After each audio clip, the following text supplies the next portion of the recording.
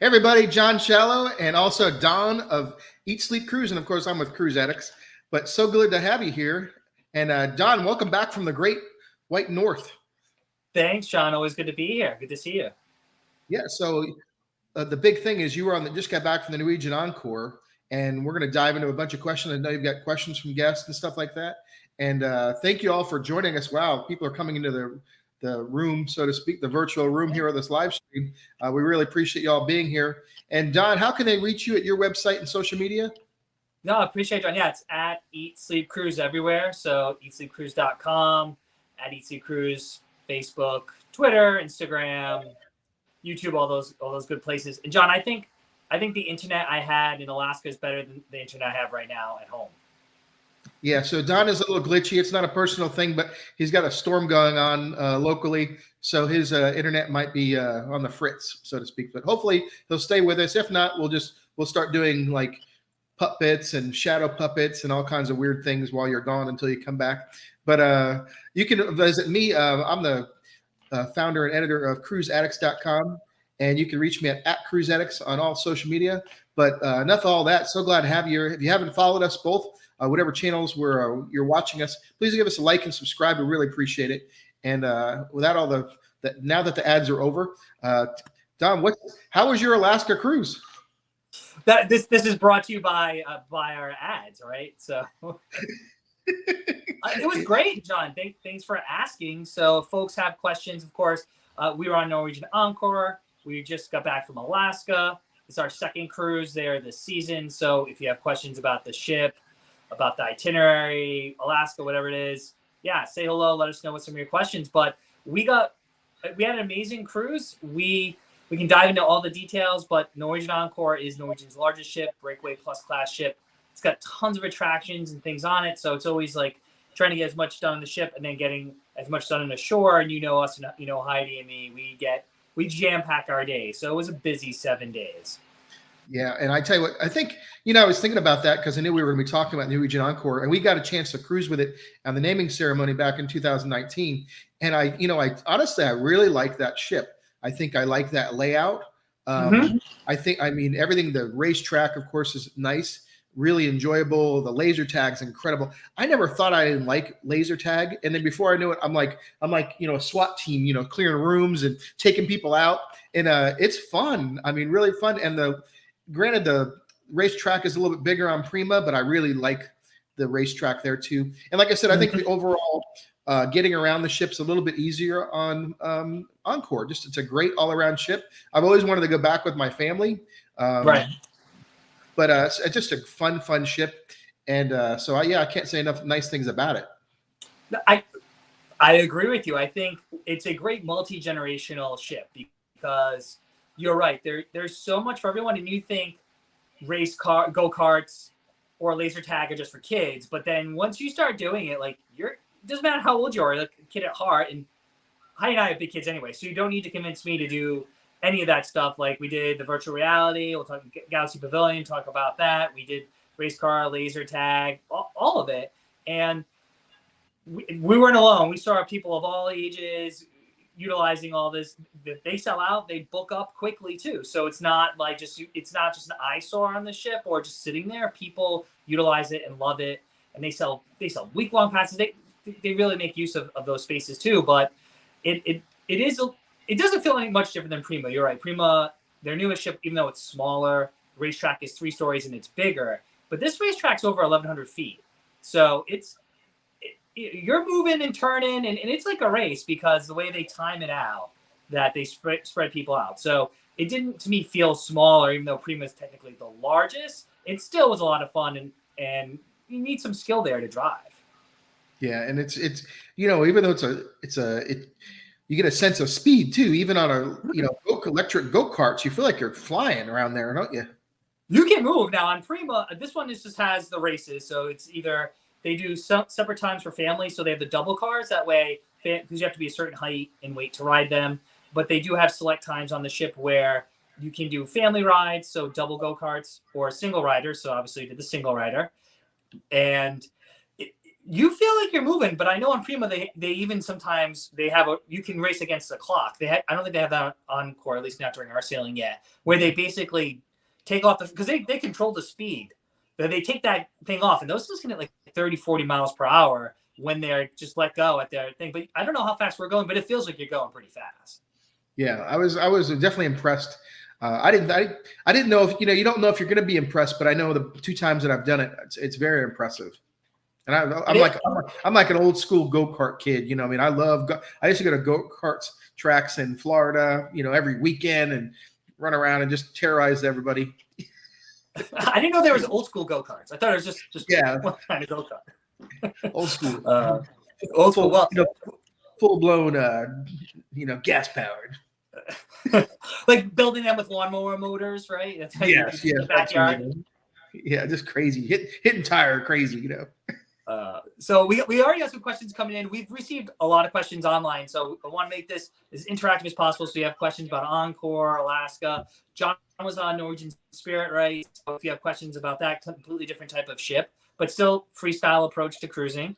And since we talked about go-karts, I think we good question here from, if I can get my computer to work.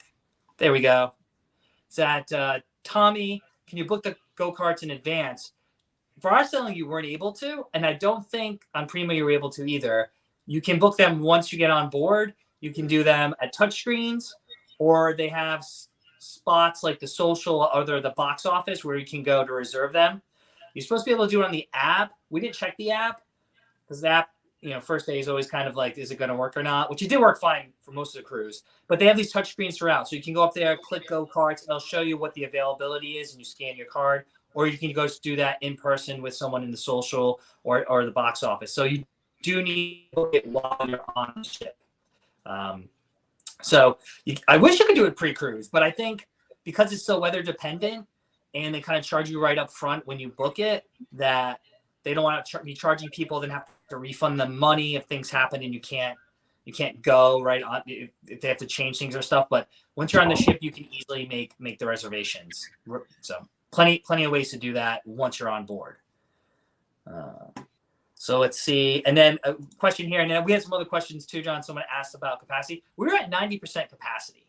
The ship holds just under 4,000 people. We were around 3,800. And honestly, the ship did not feel busy at all, except for 2 places. And I bet you can guess one of the places it felt busy. Was it the pool? Well, actually, the pool in Alaska, I thought the pool was busy. The hot tub was busy. Yeah, that's what I was thinking. The hot tubs, and I saw that picture, so that's what made me think it was kind of crowded. Yeah, the buffet. Oh, okay. The buffet was at peak times. Doesn't matter if you could be at 50% capacity, right? Buffet, but it was manageable. We found seats. Pro tip: go all the way aft to the restaurant. The seating is on port side and starboard side. Then very forward. The buffet's reversed on the ship. The buffet's actually in the front of the ship. But if you go all the way forward, there's seating kind of right above where the observation lounge is. So the buffet felt a little busy at peak times. And then the observation lounge, which is a beautiful space, during the peak times, like Glacier Bay viewing and stuff like that, it was pretty packed there. But besides that, the ship held the crowds very well. Talking to staff there, the ship's going to obviously get more and more passengers. So I think, Christopher, you're going this Sunday? Awesome. Have a good time. I think it'll be around 4,000 people. So they'll probably be a little bit closer to double occupancy as the summer progresses. And I think they said in July they hit like 4. So they're, 105% double occupancy over that around 4,000 person mark. But Encore handles the crowds well. It spreads people out to different venues, the top decks, the pools, the waterfront. There's plenty of spaces to make your own and to get away from other folks if you don't want to deal with the crowds. And I tell you, the observation lounge aboard the Norwegian Encore is just really beautiful. I mean, just a great space to relaxing. Kind of has like a nice library feel, but they have refreshments there as well. It's just I think it's stunning. Just really beautiful. It's similar to your background there too. It's definitely has a more upscale feel. It's not a space you would expect to find on a contemporary cruise ship, right? Something you'd find on a luxury or smaller cruise ship. And it is still a good size. Don't get me wrong. Yeah. It takes up most of that forward area on deck 15, and it has port side, starboard side seating, and then of course the most coveted spaces are those 2 deck windows right in the front. But we went there several times, and we were able to find seats. We went there to do a little work actually, which is never a good thing to do on a cruise. But we had to get some work done, and we'd rather do it there than in our cabins. And I think that's one of the reasons I like that class of ship, because that space was much grander, I would say, than compared to the Prima. So those little things, that's one of my favorite areas. And talking about the food, one of the ideas as far as I have is I found myself going to the local on Norwegian ships, especially even like Encore and even Spirit when we were there, because sometimes like that buffet area can get busy. Or the main dining room might not be available, like one day we got up and we just missed it by a couple minutes for breakfast. So we went to the local and we had a nice sit down breakfast. And I think that's a great option for Norwegian cruisers. So don't forget that, when you're on board these ships that has the local on board, if the buffet is a little too busy, or if you're kind of, took too long to get up and you want to have a nice sit down breakfast, maybe not as many options, but still nice sit down. The local's great. Oh, we love the local. We didn't get there for breakfast because honestly, our schedule was kind of atypical for us. So we actually skip breakfast most mornings. But you're right, the local is open 24 hours and it has some of the best chicken wings at sea. And I do like that it's sit down. I think one day we had to wait maybe 5 minutes, but we came back basically we're among the last people coming back. So it was the very end of when you could come back and all aboard, and everyone's going to either the buffet or the local or something. So we still only had to wait 5 minutes, and it was perfectly fine. Service was good there. So it is a nice option to have that's complimentary that won't cost you anything. But we unfortunately didn't get to try breakfast there, but I remember breakfast being pretty good there too. And I have to admit, Don, I don't know if I've told you, it's kind of serious. Oh God, I can't wait to hear this. What, John? But I do have a serious chicken wing problem. We all have issues in our life, and chicken wings is one of mine. And the fact that they have, free flowing chicken wings on a cruise ship is just amazing, because some cruise lines, you don't have them at all. You can't find them. Maybe if you're lucky. I know Royal Caribbean has them as a paid option, in the sports bar. But yeah, you don't really find chicken wings free, that just you can get 24 hours a day, So I know some of you can get delivered. I know Carnival's got some you get delivered, but notice you have to pay for that. So I'm just saying. So I'm glad I can share that with you. I feel closer to you now that I've shared that with you now. Well, I have the same problem, so I feel like we can commiserate, and I think others there do too. And these were better than the ones, honestly, better than the chicken wings on Prima. Of course, I had to test those out when we were on Prima last year, and I felt like these were actually better, a little fresher made, and they're supposed to give you 6, I think, but I don't think they're counting very closely, because I would order a double order, of course, and I couldn't finish them because they would come out with 2 flavors. I don't want to be wasteful, buffalo or sweet chili or something, but it is dangerous that they're complimentary, because I could see myself just stopping there to get them. But I had restraint only twice. I definitely think that's why Norwegian's is a little premium, because just one word, chicken wings. Because of chicken wings? Right. That's it. That's our level, folks. Premium cruise line chicken wings, whatever you want them. It's right there. You don't need crab legs. Just boom, chicken wings. And then they also have cheesecake. Hello? Their desserts at the local are surprisingly good. We're not usually fans of cheesecake on cruise ships, but they have the OMG cheesecake at Cagney's, which is delicious. It's like caramel butterscotch, I think. But then even the cheesecake in the main dining room, they had a peanut butter cup cheesecake one day for lunch, because that's healthy to eat at 1:00. But of course, it was amazing, and I got it. but we went off and walked off some of the calories in Juneau. We didn't do an excursion. I know there's a couple questions about excursions coming in. We didn't do a lot of excursions. Well, we didn't do one in Juneau, and then we did do one in Ketchikan, and we did like a long day one in Skagway. We tried to balance things out. But I was like, well, I'm gonna go walk around Juneau. I think it was a Cuban roasted chicken, which is like half a chicken, and cheesecake at like 1:00. But that's what cruising's about. I mean, but we're still decompressing from our Norwegian Spirit cruise, and just the consensus between me and my wife is their food's incredible. It's solid. Like, and unfortunately, with some cruise lines, you can't say that, can you? So you can't, and it's very consistent. So right. we got questions about dining. We can hit them up. Actually, Angie's asking, what is the local? So real quickly, like, the local is a complimentary restaurant. I don't know. Some of the Norwegian ships might still call it O'Sheehan's, but it's basically the same concept. It's open 24 hours, as John said, and they have breakfast, they have lunch, dinner, and then like late night snacks. It's sit down, but I think really late at night it's more like grab and go. I don't know. I don't stay up too late past my bedtime. It's my bedtime 11 to midnight, but I know it changes late night. And cruisers can go there, scan your card, doesn't cost anything, and you can order just like at the main dining room as much as you want. Like I said, double order of wings or anything. So depending on what ship you're on, I don't know, John, you might, if you know or not, but I'm pretty sure they're all being called the local now. Maybe some of the older ships they'll call them O'Sheehan's, but it's the same concept. So yeah, I think so, and I totally think, Angie, that the local could be a place on the ship that people don't really realize that you can have a sit down breakfast. Really nice food. Is it have a full, biggest menu? It's not necessarily going to be as big as like a main dining room, but I think it's a great option. And I think if you went the first couple of days to try it out, it might be something that you really, really enjoy. And especially if you want to beat the crowds, because I think it's going to take a couple people to catch on. And they might not realize, my point is they might not realize that, okay, we're here for this snack at lunchtime, but they don't realize that you can sit down for breakfast, you can have lunch, you can have dinner options, and it's just a great all-around opportunity. So really, really cool. And I know in Prima it was really nice on Prima.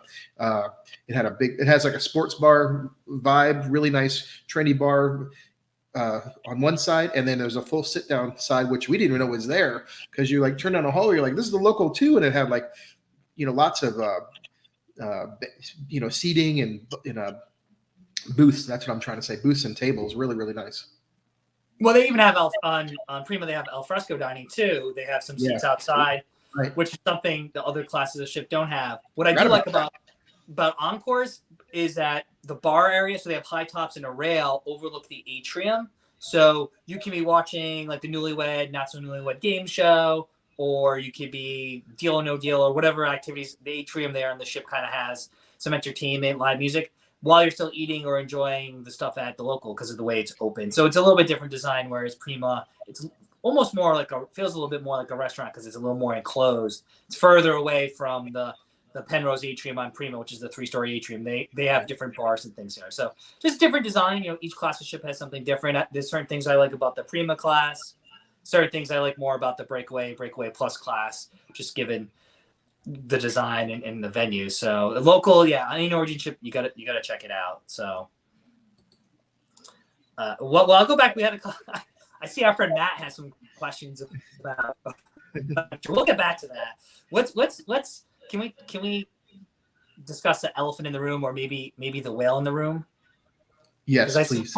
I see a couple of questions. So my beautiful wife had posted a couple pictures of our experiences, and apologize in advance, it's not going to show too well, but we posted this. It's a nice photo, right, John? Yeah, that's incredible. I was like, what kind of camera did you have? So, and she couldn't keep, so that's gorgeous pictures. Folks asked about the whale watching excursion. It's actually a statue. It's a statue that's in Juneau along the boardwalk. You have to walk about a mile from the ship in this wooden boardwalk. And it's beautiful, and it's a fountain. So sometimes the water, sometimes it doesn't look like that. Sometimes it's just kind of like a pool, like an infinity pool, and then occasionally the fountains turn on.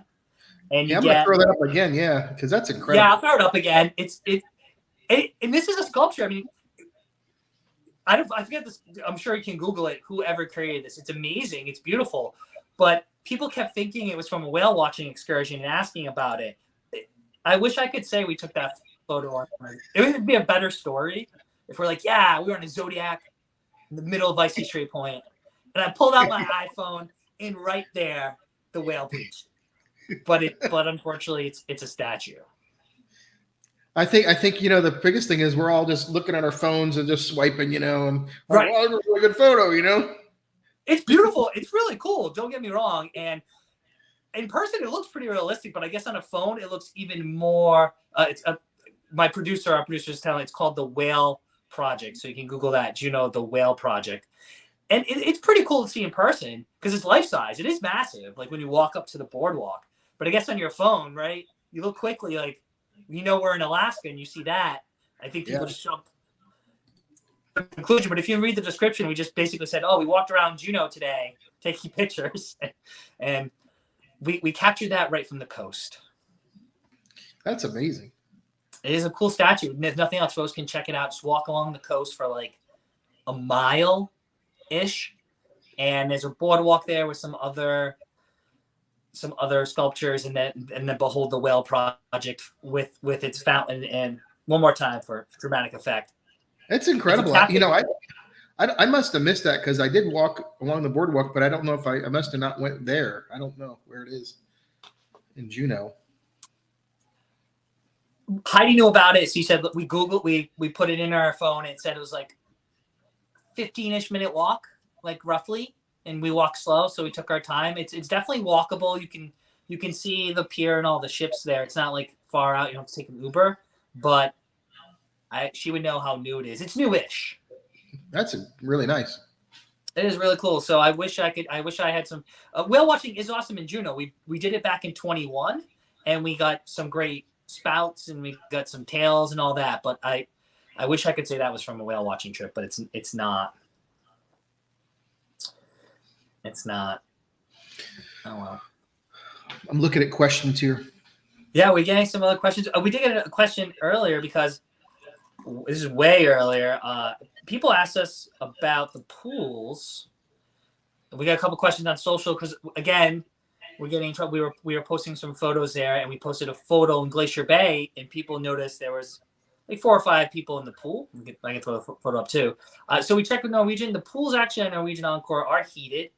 They said to about 70 degrees, but of course, based on where you are, the feel-like temperature of the pool might not be that warm, but the pools are heated. So you can check. You can definitely utilize them. The hot tubs, obviously, nice and hot. Those are pretty packed most days, especially during Glacier Bay when you're sailing through Glacier Bay. So the pools are heated. So bring a bathing suit because even if you don't do the pool, there's a thermal suite. There are water slides, which they were open. Both water slides, the Aqua Loops and the Aqua Racer were open during our cruise. And then if you're staying in the Haven, they actually have an indoor pool in the courtyard. So there's definitely opportunities to utilize your bathing suit even on an Alaska cruise. Do you remember if Norwegian Spirit's pools were heated, or did people go in them? There were people in them.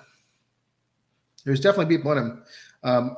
My wife did not pack a bathing suit, and I proceeded to harass her during the cruise. I said, I was like, really? You didn't? I said, because I asked her to do it. She's like, I'm not going in the pool. I said, really? And I wanted her to, and she didn't. So kind of spoiled the moment. She obviously didn't read our packing list because we tell people in Alaska to definitely pack a bathing suit, even in Alaska. Her answer was, I'm not going anyway. But no, there was a lot of hot tubs. There's 2 beautiful ones right in the aft. That Norwegian Spirit has this incredible aft pool area. It's almost like a stadium seating, and the pool and the hot tubs are at the bottom. Really, really nice. And that there's a bar at the top. Just incredible, the views and everything. And of course, they have some midship as well that are covered. Really, really nice. People utilize them. I think everybody should. Definitely do it. And always pack a bathing suit. Always. Always pack a bathing suit. Kind of on a similar token, a lot of questions we got during the week. So folks are planning an Alaska cruise. Anytime, it doesn't have to be on Norwegian Encore anytime this season. This question, I'm sure, John, folks asked you, what the weather was like. So I can tell you what our weather was like. We just got back Sunday, so 3-ish days ago. We only got one day where it was kind of misty and wet, so it was unseasonably dry during our trip. Temperature, like the lows are like in the 40s during the day, and it's creeped into the mid 50s. So definitely kind of like a lighter outerwear zip up type deal. Always pack a raincoat, but we thought it was very mild. It wasn't super sunny. It was gray, but definitely not very, very cold like other times of year we've gone. And it was pretty consistent. We've definitely gone where it's like 30 degrees in the morning, 60 in the afternoon. It kind of just hovered in that 40s to 50 degrees for most of the days. And I know you went about, what, 3 or 4 weeks ago? Like, how does that contrast with the weather you experienced? Like, it was in early May, so roughly a month ago, right? Yeah, it was. I think it was a little cooler at times, but overall it was really, really nice. But the pictures I saw, like from when I looked at your trip, it looked like it was real sunny, almost sunnier than mine. But maybe those were from certain days. I know it can change on a dime, can't it? It can. Well, I mean, the sun definitely peaked out, but we had gone 2 weeks ago where it was like not a cloud in the sky for a couple of days. This was a little bit more cloudy, then would break for a few hours, and then clouds would roll in. Like I said, never got super wet. In Juneau, it was kind of misty. We did a late call in Juneau, so 2 to 10 or 2 to 11, something like that. And in the afternoon, we got there, kind of the low, dense fog had rolled in, but it never like really rained. But it cleared by 6-ish, and that's when we went to walk out. You can see that whale photo is kind of, it's not super sunny and bright, but it's not raining, or it was kind of more overcast. So the weather was very mild for this time of year. I guess it gets a little bit warmer, but wetter as the season progresses. So we've definitely gone in July and August and had a little bit warmer weather, but definitely had more rain. It didn't even rain at Ketchikan. We were in Ketchikan from like 6 to 2-ish almost. And it was mostly, I would guess, mostly sunny or cloudy. I don't know the difference between those, but it was not raining at all, which is very rare in Ketchikan. Thinking back to it, because we talk a lot about the weather, and we've talked about it leading up to our cruises, and now kind of reminiscing about it. It's almost like, don't stress about it. Just wait a couple minutes; it'll change, right? Yeah. And just enjoy it. Enjoy it. It is what it is. It's kind of like in the Caribbean. Oh, sorry. Where we. No, I was gonna say they have a saying: "There's no bad weather, just like poorly dressed people," or something like that. I'm butchering it, but just bring the right gear. I love it. That's great. I'm butchered it. One of our tour guys said it. There's no bad weather, just like poorly dressed people. Something like that. But yeah, just always pack a raincoat like in your day bag, and then if you get cold, an extra layer, and you're good to go. Yeah. Yeah. No, that's great. You got to have fun. I mean, I don't think there is perfect weather. It rains in the Caribbean. It could rain in 1 minute. It's perfect out. A rain shower comes and you go hide and you come back out. It's crystal, clear out and beautiful. And the Alaska is kind of the opposite sometimes. Similar, but it's rains for a minute and everybody runs away and comes back out and it's cleared up. Until the next 3 hours later, it does it again, right? Yeah, exactly. People kind of get covered and go back and you can look and stuff. So you guys should be prepared for anything. But Alaska, you're there to see the wildlife and do things. Not many people, I think, go with the intention of like spending just laying down near the pool every single day. Maybe you spend an afternoon relaxing, which is different than the Bahamas, the Caribbean, which some people are like, I just want to go sit on the beach for 4 or 5 days and not have to do or think of anything.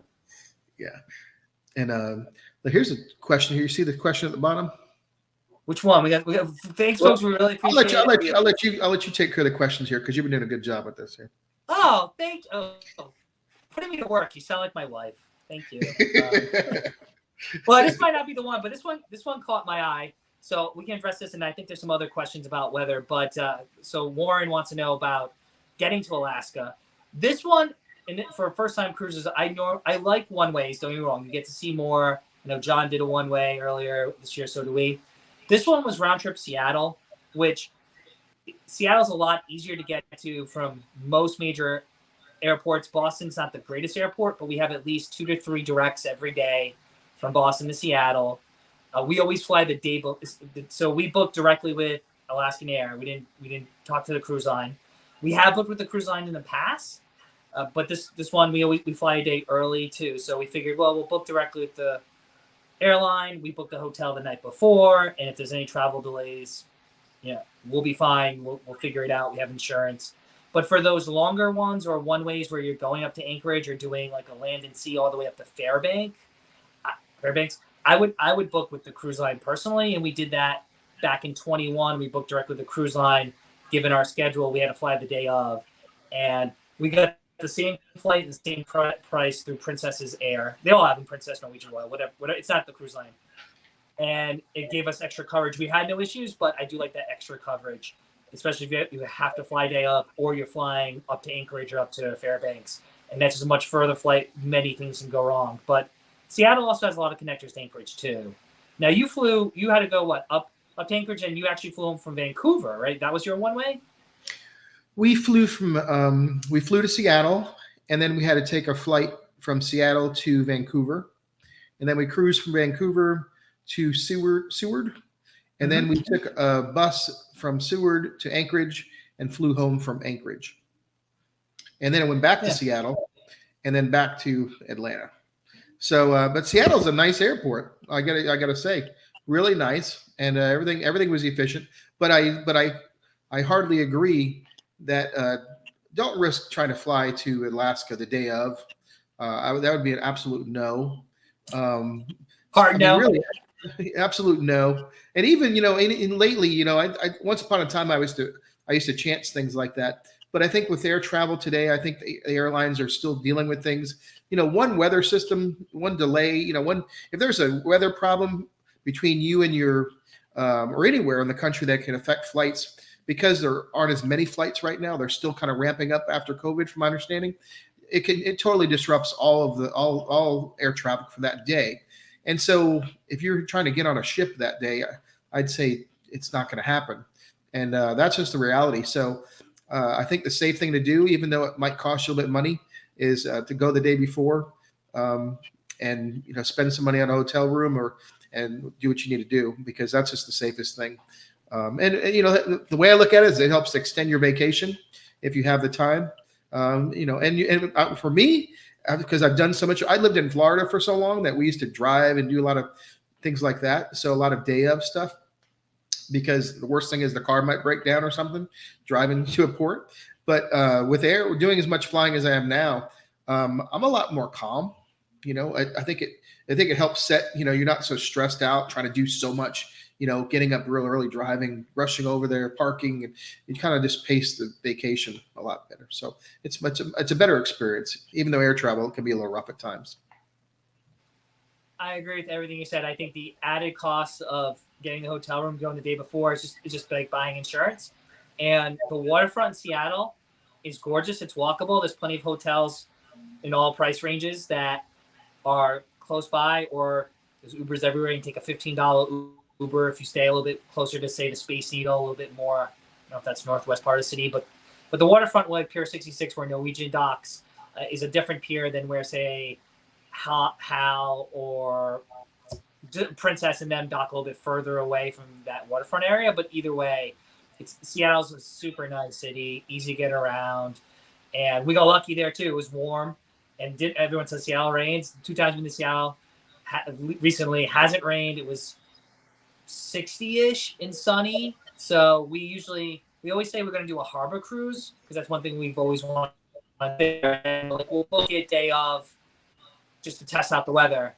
And one day the weather was beautiful. We were just so kind of jet lagged from we kind of had a quick turnaround from our other trip. So I ended up just getting something to eat and doing some work. But either way, through the cruise lines do sell night before packages too. You can't go wrong either way, just if you pick the right flights and get in there early.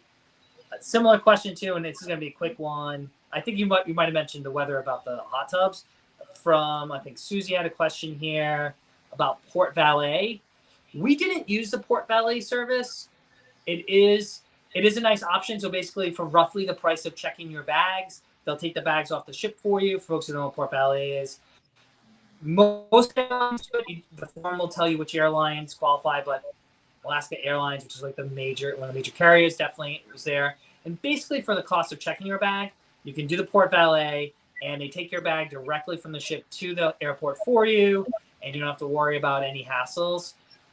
We didn't do that, and we maybe in hindsight should have. You have to have your bags out a couple days before. That's why one reason we didn't do it, or maybe the day before.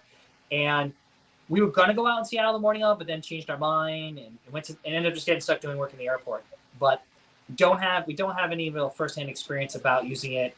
I can post the form on social media if it helps folks to read all the details, all the fine print, because I keep all that stuff. You know me, John. I'm a hoarder, so I have all of those things, but we didn't utilize it. Heidi doesn't like to give away control, so she's like, I'm not letting someone take my bags. What if I don't get it? Even though we had priority, NCL was to give us priority. She's always like, well, we'll just walk our bags off. I'm like, I'm not letting all these bags off when I can just go grab them from the porter. But she's always worried that the bags just won't be there when we get off the ship. I've traveled enough with you. I can hear her say that. John, I'm not letting anybody take my bag. No. So I agree. Vancouver. Have you? Well, you probably have in Vancouver. Speaking of bags, we walked up. We got dropped off like our shuttle from the hotel, and there's a box truck there. And this guy takes our bag and throws it in the box truck. We're like, is this the right place? We're like, well, everybody else is doing it, so I guess it must be. Like the porter takes it and sticks it in this box truck, and that was totally different to us. We'd never been there, so I was like, okay, but that was different compared to the cruises out of the Miami and Florida and other places I've been. It's a little different, but it worked out. Just a different setup. Then of course all of Vancouver was very unique. A lot of passport controls and different check balances, and it was neat. It was just a different experience. Of course, part of the experience, that's what makes it travel unique. You see and do different things, right? And that was one of them. Definitely. And Vancouver's a great city too. We've cruised there and traveled there before. So you can't really go wrong with either destination. People ask us all the time, like, what's the best cruise ship or what's the best itinerary? It's like each one is slightly different depending on what you're looking for. But one thing I would say, one thing that we really loved about this trip, obviously Norwegian Encore is a big mega ship with all the stuff we talked about, the go-karts earlier. We talk about other attractions and entertainment if folks want. But the thing that drew us to this, it was round trip Seattle, so a little bit easier to get to, but also it still went to Glacier Bay, which is rare for a ship of this size. It's got to be the largest ship that goes to Glacier Bay, because I don't think Royal does, like the Ovation or Quantum does. If Matt's still on, Matt might know. But so Glacier Bay for us is like, you got to get there, especially if you've never been to Alaska, and to get there on a ship of this caliber, this quality, and have round trip from Seattle. That's like a win-win, I think, for many people, especially if you don't travel a lot or cruise a lot. Yeah, we both talked about this last, that it's definitely a really high point, and definitely a consideration for when you're picking your itinerary, because I think some people might not realize, you have a lot of choices on itineraries, and of course ships. And I think Glacier Bay on that would definitely be a high point. I know. Yeah, and that's where we have some photos of people on like the hot tubs, and you can see you see at least 3 to 4 glaciers, sometimes 5, depending on the weather. And we both times we went this season, we were very fortunate. The weather was pretty clear, so we got to see the John Hopkins, we got to see the Limflag, Marjorie Glacier, the Grand Pacific, Reed Glacier. So we did get to see all 5 of them and get some great photos. But that's kind of one of the things I think folks are going to. The ports are really nice too. Each one's a little unique, but a lot of the cruise lines are still going to hit Juneau. You're going to most likely get to either like Ketchikan or Skagway, maybe Icy Strait, maybe you go up to Sitka, or you go, there's a few other stops. But I think many people want to see glaciers, so Glacier Bay is awesome. Juneau, you can go see the Mendenhall Glacier pretty easily. You can book a tour that goes there, go to the park yourself. It's not far from downtown, 20-ish minutes from the cruise ship, 25 minutes. So I think that in wildlife and glaciers, those are things people want to see. Each port cities are nice and they're cool and they're fun, but I'd rather take a day in Glacier Bay and one of those ports. And again, we love all the ports. Speaking of ports, I think, thinking back, we really, really enjoyed our visit to Icy Strait Point. The gondolas were really convenient to get us all over the whole area there. The restaurant there was incredible. They had fire pits right on the water there, and of course there's beautiful sculptures and so much to do and see there. And of course we did the zip rider, and I know you just went back to that, right? We not this trip, last trip. So yeah, we did that. We did zip rider 1 week. I think the next week we were on a Princess Cruises trip that went there as well. Yeah. But yeah, we love the zip rider, and I know I was telling you I was a little hesitant because I'm kind of a chicken, but and you can check on my social media channel. You can see the video I made on the zip rider. We go down it, and we both loved it. And me and my wife had never done anything like that to that degree. So it was a little bit of leap of faith that we had the opportunity to go. Getting up there, okay, I ain't gonna lie, the ride up, and me and you talked about this. The ride up got my attention. Like at the top of it, I'm like, oh Lord, I'm doing fine, and it's like, wow, it was like, it started going like up, like the angle was a little bit like got my attention, but it's exhilarating. It's incredible. And I think that's what we talked about. You gotta do these things. You gotta take that leap of faith. Go take, they always say, just do what you need to do, live for the day, have fun, enjoy life. And that's just one of those exhilarating trips. That whole port there is really, really wonderful. The zip rider ride and the gondola ride up that mountain will get your attention, but you're going to come down and you're going to feel like a kid and you want to do it all again. So really, really cool stuff. Beautiful, take your breath away vistas, and really nice people too. Just incredible people there. I think that's one thing I got to say about, and I don't want to get too prophetic here, but just our overall trip. I've had a chance to decompress from our Norwegian Spirit cruise. Just really, really nice people in Alaska. It's just a great experience. From local shops with native artwork and little eateries and different things. Eating. We were on the boardwalk area there, eating halibut, fried halibut and local beer, and just kind of chilling, looking at the ships. And we're right by the uncruise offices, which I haven't done an uncruise yet, but I'm hoping to do that in the future. Just taking it all in, But what I'm trying to say is just really, really nice people. Just kind of just take it in and enjoy yourself. I definitely agree. That's in Juneau you're mentioning. We walked around Juneau, and all the tour guides, all the store owners, like you said, local restaurants and shops and everything, people are super nice. And they all have that kind of camaraderie, because when you live in Alaska, if you're there full time, a lot of people are summer employees, right? But if you live there full time, you depend on each other. So there's that real sense of community, and you can sense that. So they're always looking out for each other. So when we have visitors, and if you ask for direction or you ask for their opinion or some feedback, they're going to be honest, and they're really not trying to swindle you or anything like that. So completely agree. Oh no, is it my internet? No. I thought I lost you for a second, John. Are you still there? Yeah, I think your internet's kind of going in and out a little bit. Darn internet. Well, speaking of internet, I had a question from, I think, Alex on Facebook about the virtual reality, the Galaxy Pavilion. We did the Galaxy Pavilion. They offer several different passes you can buy per ride, which on our cruise was $8 per, I say ride, but per experience, which is separate from, so this Galaxy Pavilion actually has a escape room, which is completely separate. So the escape room is completely separate. And then they have one other Formula Racer that's not included, but everything else is they have XD Cinema, 7D shooting game. They have a walk the plank where it simulates you walking on like a tightrope from a skyscraper. Pretty realistic. All those things are $8 an attraction. You can buy an hour pass. I want to say it was $49. It's either $39 or $49. Let the producer price check me on that because my phone is here.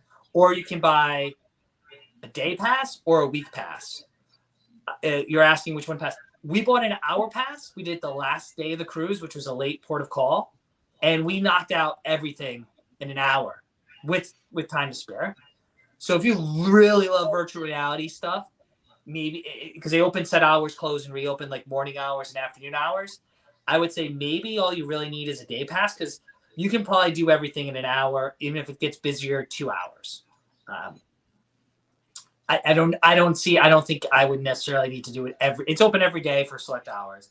I don't know if it's something I'd go back to every single day. And I want to say the ultimate pass is $199 per person for the week. You can't share any of the passes. It's for your card. So you're doing it or you're with your significant other or your kids or whoever, it goes to that person's card and you can't share it. They give you like when you enter, you scan your card, they give you the wristband, and then the wristband kind of lets you utilize all of the different games and attractions. So I know you did the VR before. So my personal opinion is an hour is plenty. If you're just kind of like us, I kind of like games. If you love games, maybe the full day pass. I don't know if you need need to spend $200 necessarily, especially in Alaska where there's so much stuff you're going to want to do outside the ship. I think that Galaxy Pavilion is great for like a morning or an afternoon, one day when you want to break and you want to go shoot some zombies or go walk. Believe me, the zombie shooting game is no joke. It's one of my favorite things. Or it's a great game. Or you want to do, there's this like Terminator spaceship thing. That's kind of fun, but that'd be my personal opinion. You did the virtual reality complex back on Encore, right? When we were on there years ago. Yeah, and really, really fun. But I totally agree with you. I think Alex, I think a nice opportunity maybe is to try it for an hour, the pass or something like that. Like Don recommends at some off time where you can kind of run through it, kind of have it to yourself. And then if you want to book more, you can book more. But what's interesting, I was going to tell you is, I'm sorry to tell you this, but with cruising, there's nothing shareable when it comes to any pass. You can't share your drink pass. You can't share it pretty much anything unless it's complimentary. That you can share anything it's complimentary, but if it's a pass of some type, share is not part of the vocabulary. So sorry to tell you. Yeah, and of course we got the producer checking it. So $30, so $29 for the hour, $49 for the day, and like I said, I know it's $199 for the week. I don't know, John. I don't know if you say you bought the day and you went back saying you want to upgrade, if they would give you credit. My gut instinct is they wouldn't, but I don't have hard evidence to support that. So I would ask if you're on board, and this goes for Joy or Bliss or any other ships that have a Prima too. Prima has a Galaxy Pavilion. The prices might vary based on the ship or sailing. So I can just say what it was on Encore last week. But yeah, well, what I was thinking was none of this stuff like takes very long. I think the only longness would be if it was crowded. So that would be the difference, right? If you needed an hour or a day. But I say give it a taste. Maybe you want to do a shorter period of time and get your feet wet. I don't think you necessarily would want to do everything, but if you do, then maybe you want to go for a longer period of time to start with, like a day rather than an hour, and then go from there. You could always buy another day if you didn't, reach your goals. Try to do it a day that's not busy, and then you can ask. The staff will tell you, hey, what day is not busy in the retreat? Oh, maybe you do it on a port day that you're not planning to have. Maybe you don't have an excursion booked in a port day, and you can kind of have it to yourself. I mean, every cruise is different, so I can just let you know we did the go-karts middle of the week. We did laser tag middle of the week, and then we were debating when to do the Galaxy Pavilion. We did it the morning of the last day. You kind of lose an hour. You lose an hour because of the time change. It was empty. There was maybe sometimes it felt like there was us and like one other couple in there, so we could just go from one thing to next, and we went around 10:40. So it's supposed to get an hour. They closed at noon. The staff was just like, oh, can I do this one more time? And they're like, yeah, sure. So technically, we got a little bit more than the hour because I was like, oh, that's my favorite. That's 7D Cinema. Can we do one more? And they're like, yeah, sure. Because there's literally no one here, and they're closing up shop in 15 minutes anyway. So it could be completely different this week. The last day of the cruise could be jam-packed. I don't know. But I think, to John's point, you can look at the schedule. Maybe when you come back from a port, people might be tired, but if you're like, you want to go play VR, maybe that's a good time.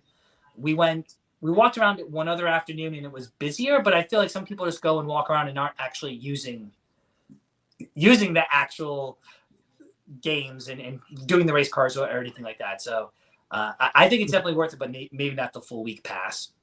So I might take away. That's what's kind of funny about cruising. And me and my daughter were talking about this the other day.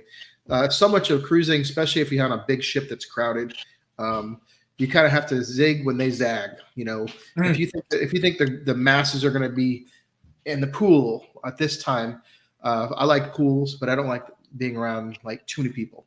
So sometimes I might go to the pool area, for example, like at 5 o'clock. It's still sunny out. Maybe watch a sunset. You have the whole pool area to yourself. You can be in a hot tub by yourself. You can get a drink and just soak it up. And maybe you eat late that night. Maybe that's the day you choose to eat at the buffet or a specialty dining reservation that's later in the day. You get time to clean up and then enjoy the rest of the evening. But you can kind of enjoy that space and have it to yourself. That's what's crazy is you can have these places to yourself if you just predict, or even kind of get the lay of the land the first couple of days of the cruise. And then once you kind of understand, everybody's at this area or the virtual reality during the day, but at nighttime it's still open. There's no one there, So you kind of get the feel for things and kind of go from there. That's what I'm trying to say. Yeah, that's great advice. And people sometimes don't realize this, but in Alaska, the sun doesn't set like in the summer. Now it's 9:30. Peak summer, it's like 10:30 at sunset. So it's still bright in the evenings. They do close the pools, but you can do the outdoor stuff long you would expect to, given the time of year and where you are. Yeah, it's incredible how late the sun stays up, especially as far the north as you get on your itinerary. And I don't know if we brought this up too, but just in general, there's a lot of really good cruises that do loops. Where they start Seattle, go up. Sometimes they'll go up for a much longer period of time and then reach and then come all the way back, which is convenient for people that might be intimidated of coming in to one airport and flying out of another airport, or worrying about all the transfers. And I know the drive from Seward to Anchorage was a little long. So to simplify things, you can go right out of Seattle and almost do all different type of options. Maybe not just all with Norwegian, but various cruise lines have different lengths, and I'm sure Norwegian does too. But just something to think about, that there's amazing options right from the west coast of the United States. Yeah, variety of options. Yeah, so, San Francisco, for example, is another area. A lot of Princess goes out of there. Another Carnival, I believe, too. So yeah, cool. And there's more and more. We've talked about this, and we heard a lot about it on our cruise. There's a lot of new ports opening up and destinations in Alaska that are being developed right now. They're coming on, and of course, MSC's starting to working on getting into the Alaska market, and everybody wants to be in Alaska. Let's just put it that way. So it might not be here this year, but every year, cruise lines want to be there. Of course, passengers want to be there. There's a lot of demand. So if you want to book an Alaska cruise, I would look into it. I think that's definitely one of the cruises where you might want to book as early as you can to save your spot. Put a deposit down at the very least. Lock in that cabin, that ship, whatever. Maybe find a great rate, and then you could always change your mind and cancel within the non-penalty phase if you change your plans or something like that, where you get your deposit back. But it's nice to lock in those things and get exactly what you want. And the way to do that is and the way to do it affordable is to do it early, right? I can't stress that enough. We always recommend booking early for Alaska, or those seasonal ports or regions really that are only open for a certain amount of time. We always book like a year in advance. I think they're open through 25, some cruise lines. So obviously next year is 24. Yeah. The Alaska season's already open for probably most major cruise lines. Some might even have 2025 open. And as John mentioned, just check the cancellation policies and the rate you're purchasing regarding those penalties. Yeah. And then the best thing to do is honestly work with a travel advisor, right? He or she will know what the penalties are, what the cruise lines are, what might be a better option for you. Like I might like Norwegian Encore. I mean, I love Norwegian Encore, but you might not want to ship with close to 4,000 people. You want to ship with 400 people, which I might not want to ever. Yeah, I don't want to be roughing it.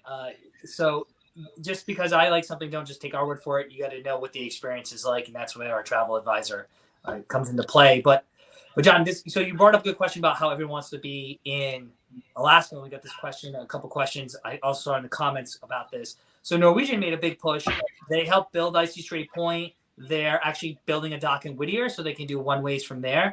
And then they recently developed Ward Cove, so they have their own docking space and terminal in Ketchikan. Oh, wow. And it's really nice. It's an old warehouse that they've converted into massive. You walk in, it's a big gift shop. So beautiful. But they have a coffee shop in there. So that's cool. On the downside though, it takes about 20 minutes to get from there to where all the other cruise ships dock, like downtown. Okay. And depending on your cruise, like we only had about 6.5 hours there. I think you get off the ship around 6:30-ish, 6:37. I forget exactly when we were cleared, but let's call it 7. And you had to be back by, I think it was 1:15. And if you book an excursion, most excursions, right, pick up the ship, bring you back. But if you just wanted to go into town, they had a shuttle service.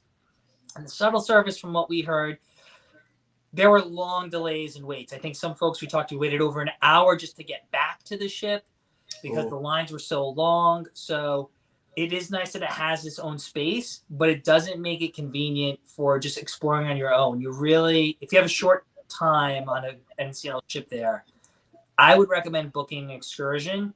So on the flip side, you don't get to explore on your own, but you also don't need to wait in and out.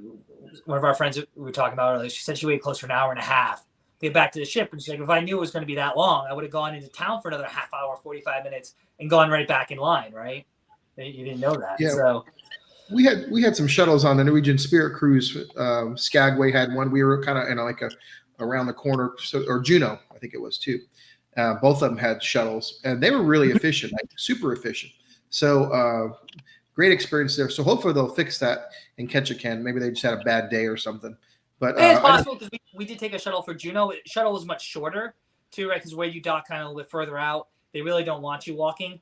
That was, I guess, the Juneau one would be walkable. It's not recommended, but you can't walk from Ward Cove to Ketchikan. It's a solid 20-minute ride out of town, and there's nothing really there. It's kind of past. There's a couple of state parks. We did some of the totem parks. It's kind of out near where the totem parks are, Bite State Park and Potlatch. So it's really not within town. Whereas some of the other cruise lines, you dock in Ketchikan, you walk right off. You see the sign. You can walk down a couple blocks to Creek Street or to the Lumberjack Show, whatever you want to do.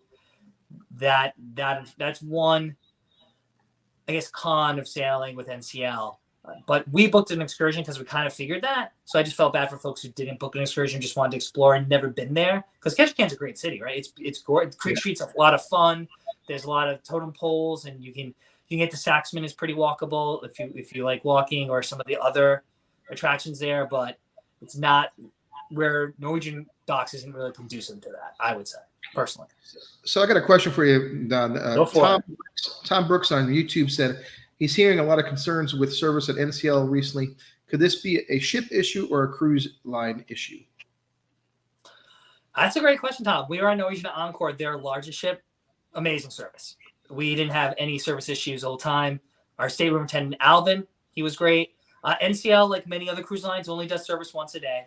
That's just going to become industry standard. I know we're all spoiled and used to the service in the morning and the turn down service at night. I would say, except for luxury lines now, you probably that NCL didn't do it, but none of the other major cruise lines this year have done it either.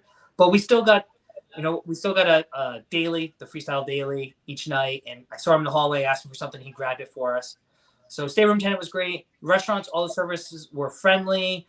They asked us, we always made sure to ask, do you have food allergies? Because I do have a food allergy. They asked us if we wanted drinks. We always order 3 courses. So for us, dinners are always 90 minutes. Like, we're not, some people, that's one thing they don't like about sit down dinners. But I've been traveling and working, doing stuff all day. I'm fine with an hour and a half dinner and a couple of drinks. And so we never felt, dinners never lagged, but they were definitely 90 minutes because I always get, how do you like your sweets? We make sure to order. Sometimes I get multiple starters. You've eaten with me, John. You know I'm not bashful. So, but the service was always good. I never felt like, oh my God, this is dragging. It's just like, well, here's your drinks, here's your entree. I mean, here's your starters, and here's your entree, then here's dessert. We always had a manager. Every restaurant always had a manager come up, assistant manager. Someone always came up to our table at least once during meal, asked us how we're doing, asked if they get anything, which sometimes on larger ships you don't get. And then the bars were busy, but you could walk up to a bar and get a drink within a few minutes. It wasn't like some cruise lines where you just kind of, it's like you're a bar in New York City trying to get the bartender's attention. There were plenty of servers in most venues, so we never waited long for drinks. I thought the service was among the best service we've had in the last couple of trips. Yeah, and we felt the same way on our Norwegian Spirit cruise. It was incredible, and the capacity was lower on ours. We only had 1,200 out of 2,000 capacity on our ship because it's a smaller ship. But it was also one of those shoulder cruises we talked about right at the beginning. I think it was the first cruise of the season for Norwegian Spirit. So just really, really nice. But Tom, what comes to mind when I read your question, I was thinking he's reading reviews and he's listening to the internet. And John, we're on the internet right now. We're on the internet. We're on the internet. Really? So no. What I'm thinking, Tom, here's what I wanted to say. If you listen to the reviews of what's written a lot of times. You will think that every cruise is awful. The food was a disaster. The crew was slow and inefficient. You'll wonder why anybody would ever take that cruise. And this goes back. I had a review. I used to have a major review section on Cruise Addicts, and I used to read things. And I remember the story that comes to mind was Voyage of the Seas, going back to the '90s, came out, and it was like we were reading it because we were totally in tune with reading, ship reviews and word by word every little thing, and we were on every and we get on, me and my friends get on the ship, and we said, wow, were these people even on the same ship? The food was incredible, the service was incredible, the ship was incredible. It's incredible. So since then, and with my experience, I've learned to take everything with a grain of salt. I look for consistencies, like where people are talking about certain things, specific venue problems, or this or that, where maybe there's something there. Is there there? You know what I mean? That's what I kind of try to pick out of anything. But there's so many people just complaining about the internet. The food is very subjective. Service is very subjective. But overall, these cruise lines are incredibly fine-tuned and well-tuned machines as far as to provide guest experiences that rival almost anything that we're used to in our normal lives, and even at some of the best resorts. So, yeah, take it with a grain of salt, what you read. And it definitely can be instances where things don't go right, and if that does ever happen, just explain to whoever it is, whether a server or you can go to guest services, not to complain, but just we're all human, so things do happen. But I have no complaints whatsoever, especially like I said, ship almost 4,000 people. The service was great, and I was actually happy. I went to guest services for a separate issue the last day, which I never recommend unless you have to. And I was happy. I saw a bunch of those forms that you can fill out if you want gratuities taken away, which we never recommend. And the one form I saw the guy was adding gratuities to everybody. Because I guess on Norwegian, the form says you can say remove or add.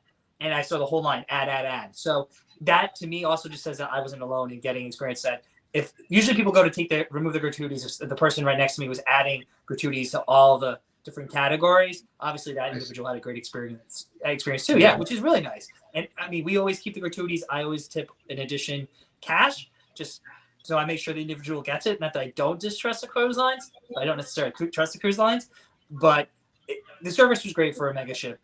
So hands down, I don't think you have to worry about it. At least on our cruise, we didn't. We had another question here specific to from Alex again on Facebook. Thanks again, Alex, for watching. And for the question, other folks have questions.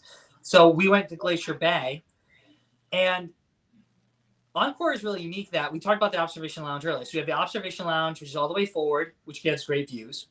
They have the waterfront, which you can see aft views and port side and starboard. If you're in the Haven has your own private sun deck. That's also all the way forward. And then if you have a thermal suite, actually, this is a tip. If you like thermal suites, the thermal suite on Norwegian's Encore is one of the largest. And it's aft, and it has a whole bank of windows. So you can literally be sitting on a heated lounger in Glacier Bay just staring out. We went in there for 5 minutes. There was literally no one there. So if you don't want to be outside and you just want to chill in like a hydro pool or just a heated stone lounger, you can check out all the glaciers from the comfort of the thermal suite with if you have a pass there. So there's definitely enough time in Glacier Bay to bounce around, Alex, to different venues. We started at the bow. So it's a crew-only area. It's like where the crew are. On payday, they make it accessible from we were in Glacier Bay, I think, from 8 to 2-ish, and I think it was open from 8 to 1. And there's signs directing you, so you can walk right to the bow of the ship right there as we were pulling in. So we stopped there for a half hour, went up to Observation Lounge. Honestly, for us, it was a little busy, so the weather wasn't bad out, so we went back outside. We watched it from our balcony. We watched it from the waterfront. You can definitely spend some time walking around the ship just to see the Marjorie Glacier. Same thing with the Lamp Plug and John Hopkins. You make 2 turns around so both sides of the ship can see it, and you have enough time to walk around. So I recommend going to a couple spots. Don't try to hit them all like we did. We wanted to get pictures everywhere just to compare because we're crazy. But I would say, the top of the ship, if you're in the Vibe, so the Vibe Beach Club's an upcharge sun deck, that's a hidden gem in Alaska. It's got hot tubs, it's got a private bar, its own loungers, and we got a couple, they gave us access to it. And we got some photos from that's the very top of the ship, deck 20. of like the John Hopkins Glacier and all the snow. And that's a pool deck shot. We can throw it up there. I know it doesn't look greatest, but the vibe is also a great place to watch it. So plenty of great places to watch glaciers, and you can get to a few of them within a day. So pick one or two of the spots you definitely want to see it from, and you can head there, and you'll have enough time to kind of bounce around. Did you ever show that photo? I don't think I didn't, but my computer. Let's see if I can get it to show. So this is a photo folks asked us about the pools being heated because we have. This is actually taken from. I don't know if folks can see that. This is actually taken from Vibe in Glacier Bay. So we're shooting from the forward of the ship, looking aft, so you can see the water slides in the pool there. And it's again, people in the pool. NCL claims that the pool is heated to about 70 degrees. I don't know. Again, don't know what the feel like temperature is, but we're making a turn. That's us actually turning around. And in this photo, the John Hopkins Glacier would be on our right, or that would be the port side of the ship there. But that just gives you a sense of what the weather was like for us. You see all the people out there. No one's really bundled up, but plenty of people on the pool decks. Plenty of people also in the observation lounge too. So beautiful there. I always say I could go to Alaska every year. I've gone twice this year. Very fortunate, very lucky. Each time's been a little bit different experience. I always tell folks, even if you don't think you're going to like cruising, the best way to see Alaska, right, is on a cruise regardless. And Don, I know we have a special question here from the Will to Travel. Thanks, Will, for the super chat. Yeah, let's. Thank you again. We really appreciate it. So for folks, so Will's asking, is there enough to do in the Ward Cove that you can just stay there? I would say no, because it's nice. It's a purpose-built dock, and the warehouse building has been converted. So there's shops, there's a coffee shop, like there's souvenirs and keepsakes and Alaska raincoats and all that stuff. But there's really nothing else to do. So I would recommend booking and organize, depending how long you're there. If you're on Encore, you're only there for 6-ish hours. Norwegian Sun was docked next to us, and I believe they were there like more like 7 or 8 hours, right? So their shuttles probably weren't as congested as ours were because we had such that short amount of time. And they told people like you need to go wait in line an hour before an hour and a half before all aboard because we just know it's going to take that much time to get 3,800 people back on the ship because essentially everyone gets off, whether it's a tour or self-exploration.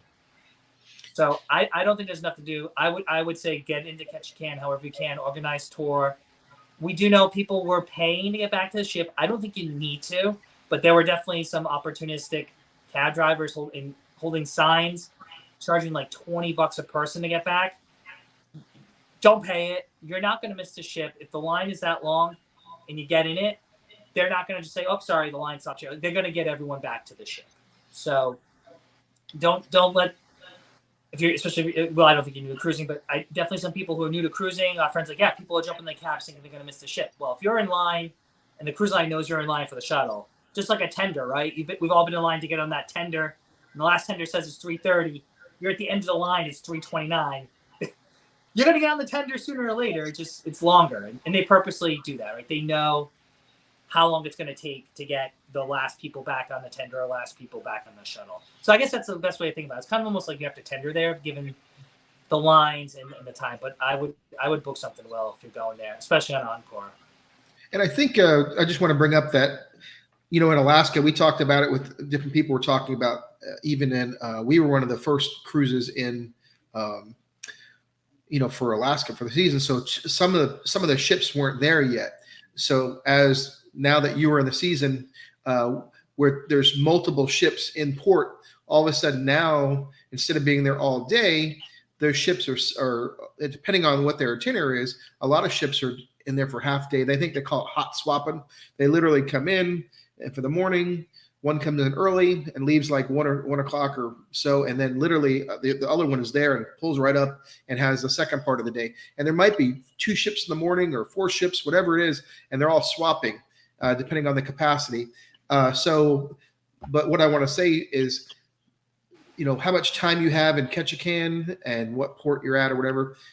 It might all depend on your specific itinerary because that can change each sailing. So look at your itinerary closely. If you want more time in Ketchikan, maybe you could get a different sailing, a different week, a different itinerary, depending on what ship and time of the year you go. So just something to look at. Look at the big picture. It's all about your priorities. There might be something that very important to you in that port. So yeah, look at it all. It all varies per itinerary. Yeah, and I'll be honest, Will, and anyone, again, thanks, folks, for great questions. Really appreciate it.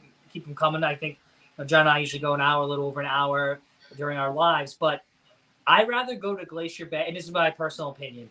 I'd rather go to Glacier Bay.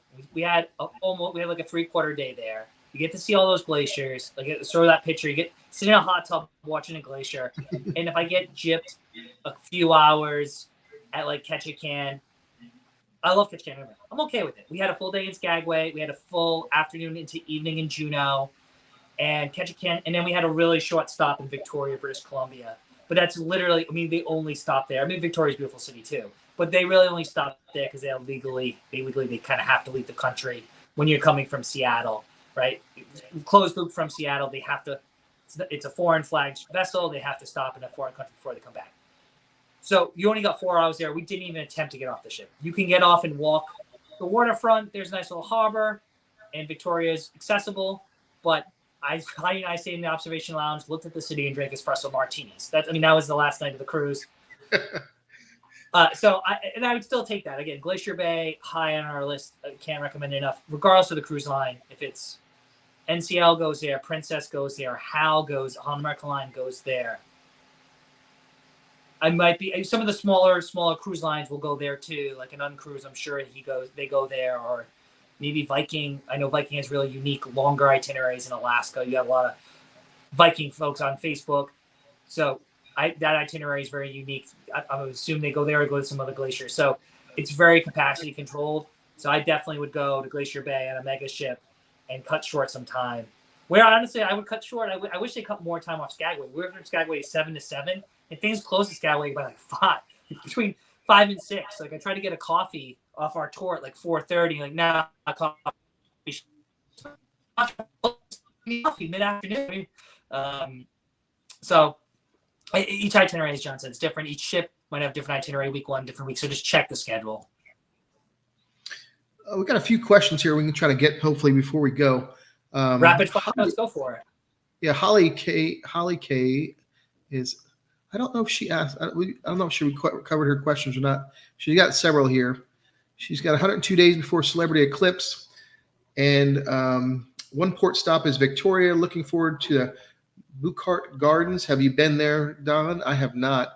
And she says they're going to be there from 8 a.m. to 6 p.m. in that port.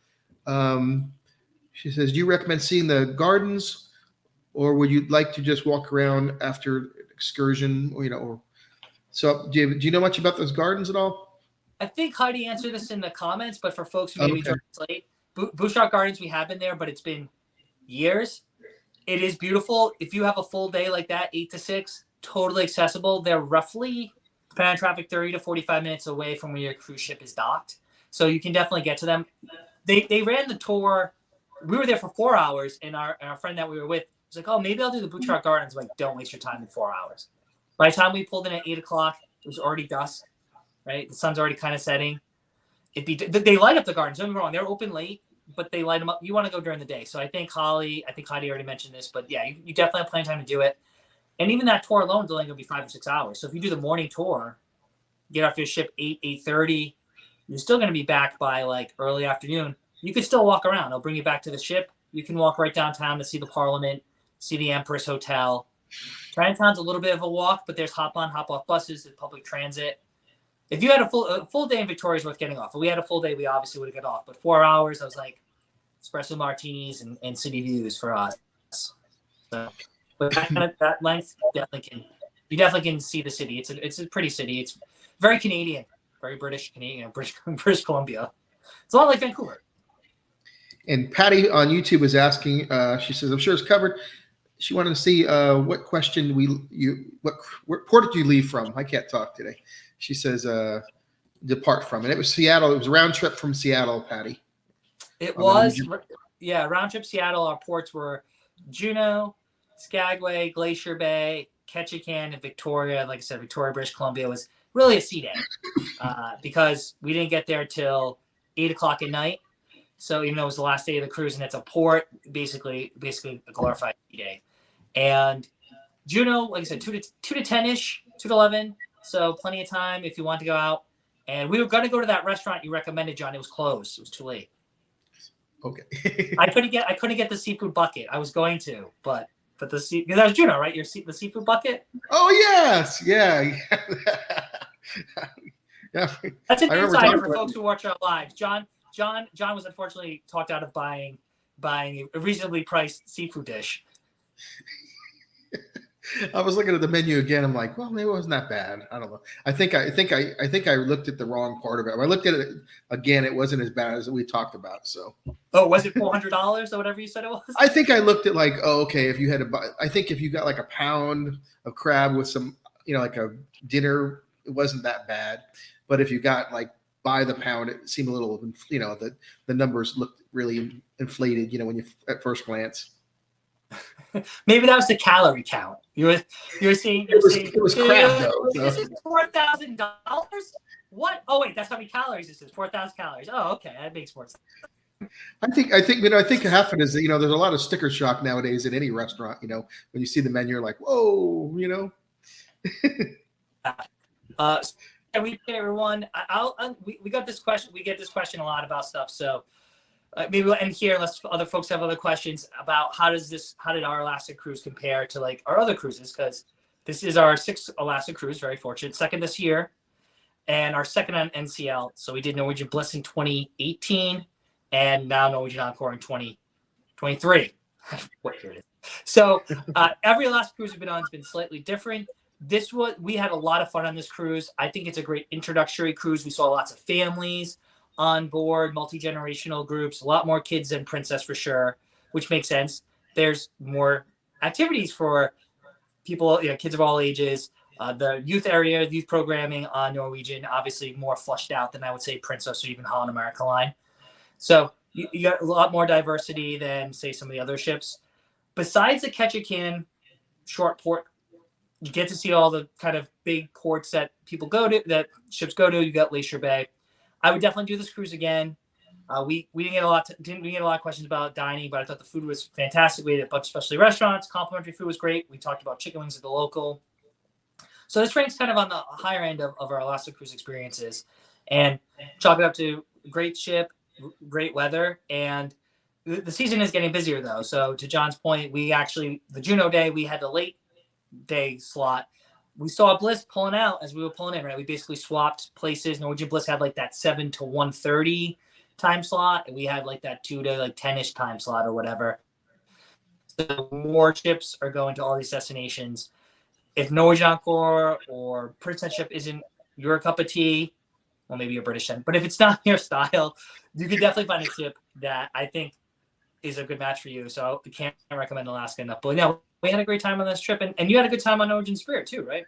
Yeah, I think Norwegian's is really, really nice. I think it has a premium feeling.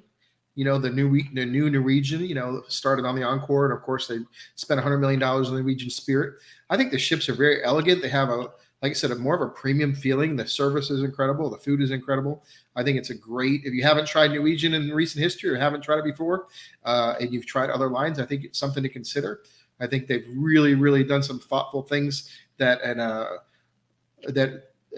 really kind of pushed their competition. And honestly, some of the other competition can't compare.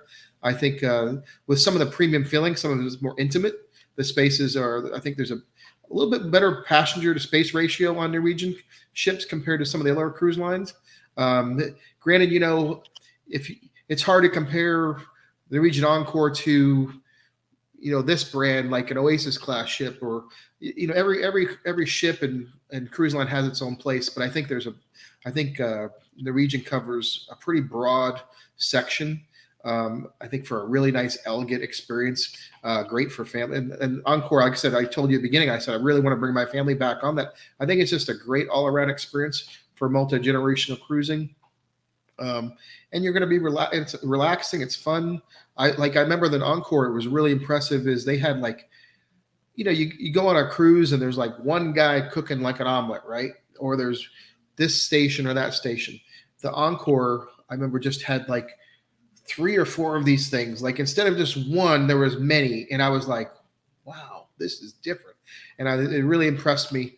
And they just took that all around to a whole new level on that ship, and all the different Norwegian ships. So very, very thoughtful consideration. And I think it goes back to the customer experience. Definitely agree. You're right. They had at least 3 omelet stations. It's kind of, we have these unofficial ways of analyzing ships or evaluating them, I guess is a better word. And Heidi's always is there an omelet station in the buffet? And you're right. Some mega ships have like 1, or they make the pre-made omelets, that little flappy thing in the tray. Encore had at least 3. We didn't eat breakfast much. The one time we did go up there, I at least 3, maybe with your point is 4. But one other thing we do. So I did think it was great introductory. So one thing Heidi, our producer, wants to point out is so the flip side is you get to go to the most reports, basically the same as shore excursions. You can book them privately. NCL had all the similar things, helicopters, all that great stuff, whale watching, all the fun stuff. I would say on board, there was definitely less Alaska-focused programming. They did do an Alaska buffet one night, but none of the main dining rooms had Hal or Princess had like a featured salmon dish or wild caught Alaska something, or crab legs one night, or anything that was really featured in the dining room. They also didn't really have a lot of programming. Princess brings on Tlingit speakers. They have history talks. How does they have things about the Iditarod, or other local speakers come on for the day. Norwegian didn't really have any of that. So if you're really looking for a little bit more enrichment, and that might be a different type of cruiser, different types of traveler, Norwegian, at least on Norwegian Encore, I can't speak for Spirit or Sun, which is Alaska. No, I was going to say the Spirit was the same way. We were kind of expecting a little more program, a little more theme, like we're in Alaska, just like you're saying, and it didn't have that. We kind of expected it, to be honest with you, but we were kind of like it never came to happen. There wasn't like I expected. Like for example, I did a Princess cruise, and they had a big cookout, Alaska themed area around the pool, and it was really extravagant. Different stations around the pool deck and everything, all Alaska theming, and they didn't have anything like that. And I was kind of expecting it, and it never happened. So, but it was still a great experience. It was just a little less compared to the other brand. So these are just things, folks, when you're making your decision about cruising, we can just tell you what our experience is, what we liked, what we didn't like. You have to make the decision of like, this is what I'm looking for.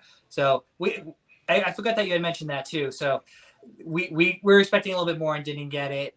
They did have some like audio narratives in the observation lounge during the day that were kind of played over the loudspeaker. That's something, but I did expect even the cruise director to have just like her talk. She's a great cruise director, but just have her memorize like a welcome to Alaska presentation, right? Just have some facts, or maybe bring on some folks at the different ports of call, like Skagway. They could have easily brought someone from Skagway who were there all day to talk about the gold rush or the creation of the White Pass Yukon Railroad. So there was none of that. But I think the clientele in our ship weren't necessarily looking for that. They rather on board have the race cars than the historian. Or the maybe these, for example, maybe this brand, we're talking about NCL, had done that in the past, and their clientele just wasn't as interested in those enrichment programs. If no one shows up, then there's not a, or if they don't think that it's worth to do special, menus and stuff like that, it's maybe their client doesn't care. It's not a big part of it. But other brands some of the other brands definitely put that in the forefront of everything. So. Yeah, I mean, don't get me wrong, the food was great. I didn't eat the Alaska salmon. I'm just saying, kind of, if people always ask us to compare, it's one of the questions I hate the worst is when like, what's your favorite cruise line? It's like, oh, well, there's so many great things to like about each one of them, and each one does some things well and some things not so well. I would say in Alaska, NCL could have done a little more programming, but John, you're right. If the majority of individuals on the cruise ship aren't going to go there, then don't waste the money. They did have a ranger, so Glacier Bay.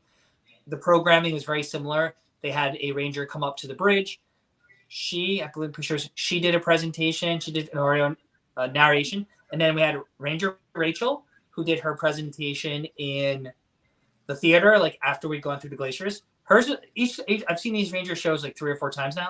Each Ranger show is different. They have some of the same stuff, like the history of the park and John Muir and how it became a park, but they always integrate some of their own personal story, which is so cool. So she actually talked about how she first went to Glacier Bay on a cruise ship. So very pertinent. So they did have that on Glacier Bay Day, which we enjoyed. But if they don't need to bring on those other speakers, then they won't, and they didn't have it. So if you're looking for something like that, maybe another cruise line's more for you.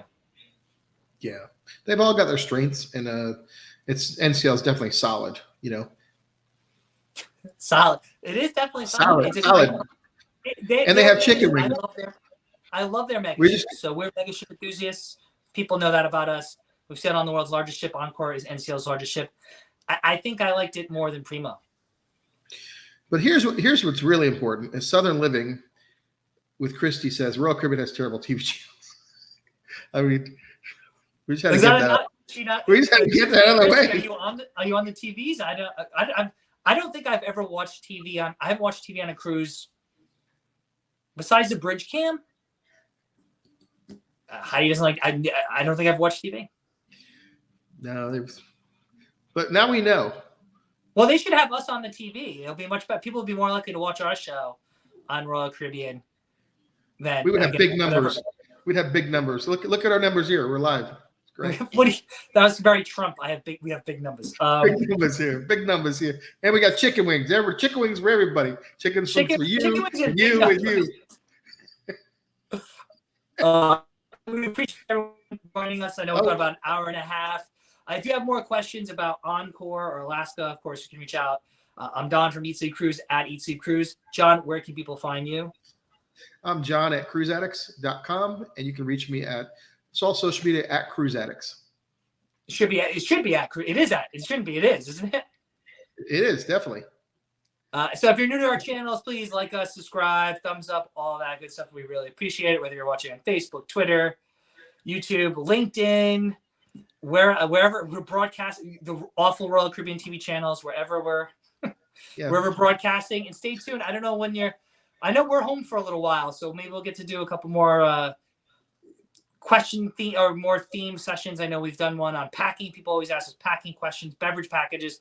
So stay tuned, subscribe, and follow us so that we can when we're doing our next live stream. So, yeah, thank you all for being here. We really appreciate it, and everybody sticking around and watching the whole time. And please share it with your friends in the future if you're watching this. We really appreciate it, and we hope to grow and be as big as big as we can be. Well, just keep eating chicken wings, and I'll get. If we eat chicken wings, we'd be really big, super big, super. We should eat chicken wings. I mean, I see some food bloggers and food vloggers who literally film themselves eating. I would never. I mean, you don't get this body eating politely, but we'll have to have chicken wings. Now we need to get chicken wings and a gravy Yeah. We almost went a whole live stream without saying the word gravy. Gravy, tell you, meatballs and gravy. We could film it. We're good to go, Donnie. It'd be delicious. I mean, there's an Italian restaurant on Encore, but I don't think it had meatballs. Yeah, we got to have good bread too. Good bread with the meatballs and gravy. But I actually don't have a cruise booked coming up, which is just a tragedy. I tell you, tragedy. But I'm hoping the phone will ring or an email will come in here that I'll have an opportunity to cruise soon. I know that there are some possibilities where I hope to do some things soon. So I will keep you informed. And hopefully in the next time we do a live stream, I'll let you know about it. It's going to happen like that. I'm feeling good about it. Can you hear me? Well, I think we might be losing Don, but I'm not sure if we lost John or we lost. Yeah, I think we lost each other there. You're back. Back. Lost me. You're back. Okay. So on that note, I think we're just going to say good night. I hope you all have a great time and wherever you are, and we'll catch up to you. Good night, everybody.